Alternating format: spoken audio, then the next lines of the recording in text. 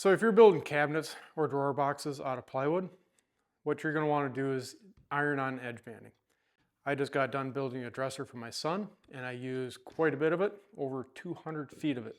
So if you're going to get some, buy it in bulk. Amazon has a lot of good deals for 250 foot rolls instead of the 25 or 50 foot rolls you can get at Home Depot or the big box store.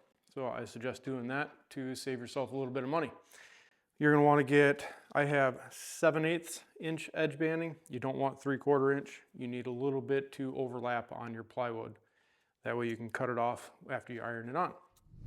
So the first thing we're going to do is we're going to run the edge banding maybe an inch or so past, and we're going to cut it off maybe an inch or so past.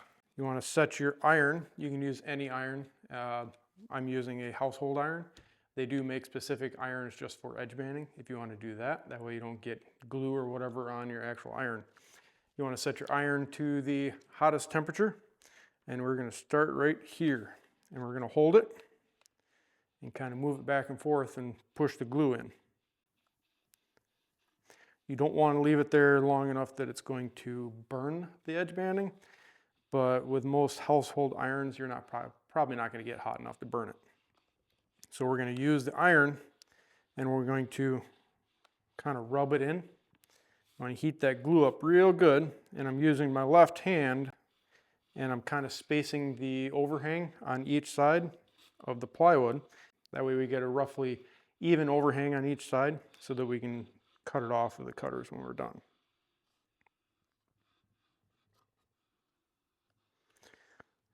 So once we get to the end, hold it there a little bit.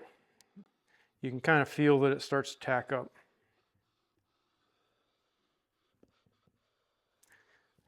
Make sure you rub it in really good. Get it nice and hot.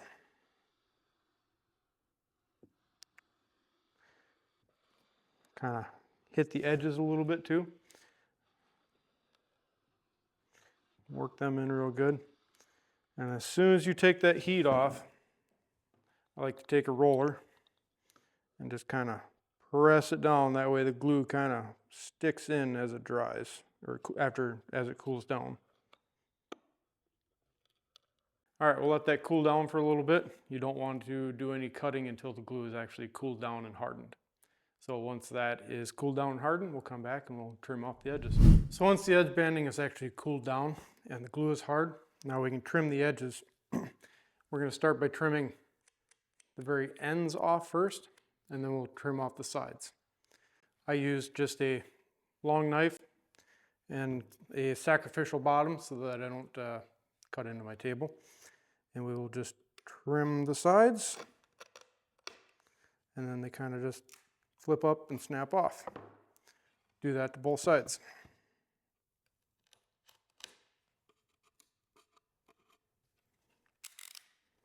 So once we have the ends trimmed off, there's a few different ways that some people trim these off.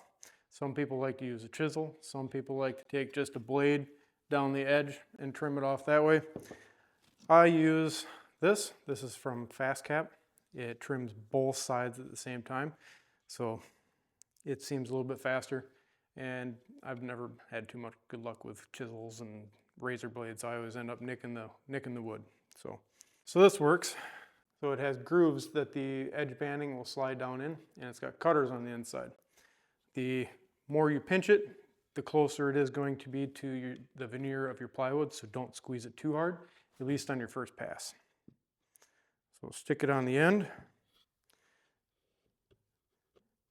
and we'll just push real slow, and that should take off curls on both sides, about like that. Gives you a nice edge, and then we'll grab some sandpaper and we'll sand down all the edges. So when you sand down these edges, it doesn't matter what kind of sandpaper you use. You can use a 220, a 180, whatever you feel comfortable with. What you need to do is make sure you go down on the edge banding and not up. If you go up, you could start peeling it off. So we're going to go down and with it.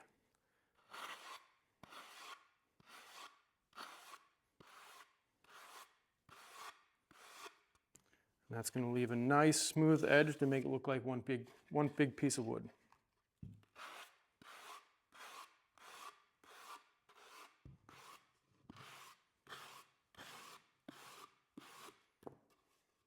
And we'll do the same thing on the very ends too. Just take it straight down.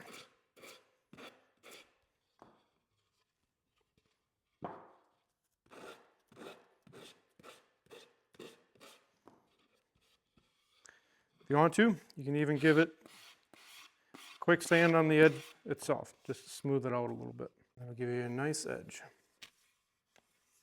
You do a couple of these and you'll get pretty good at it, and putting down 200 feet won't seem like much. You will get better as you go, so if you botch up the first couple, you can always heat it back up, peel it off, and reapply the next one. So if you mess it up, not too big of a deal. You can always fix it. If you like this video, give it a like, and I'll catch you guys in the next video.